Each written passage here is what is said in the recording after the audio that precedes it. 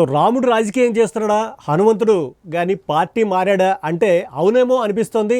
పిఠాపురానికి సంబంధించినటువంటి మున్సిపల్ సిబ్బంది యొక్క తీరు చూస్తుంటే సో స్థానికంగా ఉన్నటువంటి హిందూ సంస్థల ప్రతినిధులు కొందరు చాలా వాళ్ళ యొక్క తీరుపై తీవ్రమైనటువంటి అభ్యంతరాన్ని అయితే వ్యక్తం చేస్తున్నారు. జరిగిన విషయం ఏంటంటే ఏదైతే మొన్న రీసెంట్గా రామాలయానికి సంబంధించినటువంటి ఓపెనింగ్ అయితే జరిగింది, అయోధ్య రామాలయం. సో ఆ సందర్భంగా అక్కడ ఉండేటువంటి స్థానికులు కానీ వాళ్ళందరూ కూడా ఇళ్ల మీద దుకాణాల మీద కాషాయ రంగు జెండాలు అలాగే హనుమంతుడికి సంబంధించినటువంటి జెండాలు కట్టుకున్నారు. సో ఎలక్షన్ కోడ్లో భాగంగా మున్సిపల్ సిబ్బంది రాజకీయ పార్టీకి సంబంధించినటువంటి చిహ్నాలు అలాగే దానికి సంబంధించినటువంటి నాయకులకు సంబంధించినటువంటి పోస్టర్లు తీసేసే క్రమంలో ఈ ఆంజనేయుడి యొక్క జెండాలు కానీ కాషాయ రంగు జెండాలు కానీ తొలగించారు. దీనికి సంబంధించి అభ్యంతరాలు తెలియజేయగా ఇది మాకు పైనుంచి వచ్చినటువంటి ఆర్డర్స్, మేము ఆ ఆర్డర్స్నే పాటిస్తున్నామని చెప్పేసి కింద ఉన్నటువంటి వాళ్ళు ఉద్యోగులు అయితే చెప్పడం జరిగింది. దీనికి సంబంధించి ఎలక్షన్ ఆర్ఓకి ఫోన్ చేయగా ఆయన కూడా తప్పు జరిగిందని చెప్పేసి మున్సిపల్ అధికారులని కమిషనర్ని నిలదీయడం జరిగింది. దానికి సంబంధించి ఆర్ఓ గారు కూడా క్షమాపణలు తెలియజేసి సో వాటిని మళ్ళీ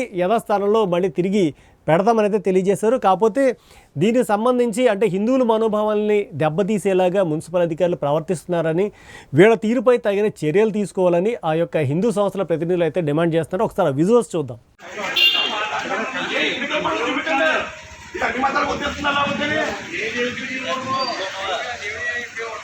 దేవుడు ముట్టుకోమని ఎవరు చెప్పారు? అది ఈ మతం ఆ మతం కాదు, పార్టీకి మాత్రమే ఉంది. ఎన్నికలు కూడా ఏ రాజకీయ నాయకుడు ఉండకూడదు. దేవుడి జెండాలు కూడా లాగేస్తున్నారు. కమిషన్ రాజ్యం అయిపోతుంది. జై శ్రీరామ్. పిఠాపురంలో మున్సిపల్ అధికారులు గత 2 రోజుల నుంచి కూడా హిందువుల ఇంట్ల మీద ఉన్న జెండాల్ని అత్యంత కఠినంగా వ్యవహరించి ఇంట్ల మీదకి వెళ్లి ఇంట్ల మీద ఉన్న జెండాల్ని తొలగించడం జరుగుతుంది. ఈ రేటును ప్రశ్నించినప్పుడు ఎన్నికలు కూడా వచ్చింది, మా ఇష్టం చేస్తామని చెప్పి మున్సిపల్ అధికారులు తెలియజేయడం జరిగింది.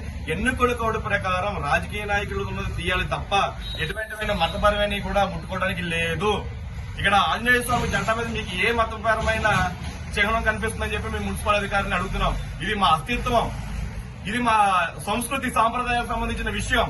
ఇప్పుడే కాదు హనుమంతుడి జెండా, ఇది పార్టీలని నిన్న మొన్న వచ్చే కురుక్షేత్ర యుద్ధంలో 1000 సంవత్సరాలు 1,00,000 సంవత్సరాల క్రితం జరిగిన కురుక్షేత్ర యుద్ధంలో కూడా అర్జునుడి యొక్క రథం పైన ఆ మహానుభావుడి యొక్క శక్తివంతుడు హనుమంతుడి యొక్క జెండా ఉన్నది.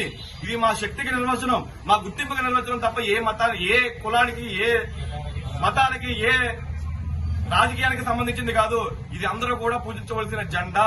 దీన్ని కఠినంగా తీసిన వారిపై చర్యలు తీసుకోవాలి, మున్సిపల్ అధికారులపై చర్యలు తీసుకోవాలి మేము అడగడం జరుగుతుంది. అలాగే మరొక విషయం, మీరు ఇదే హిందువులపై ఇంత కఠినంగా వ్యవహరించారు, ఉన్న మతాల మీద ఇంత కఠినంగా వ్యవహరించగలరా?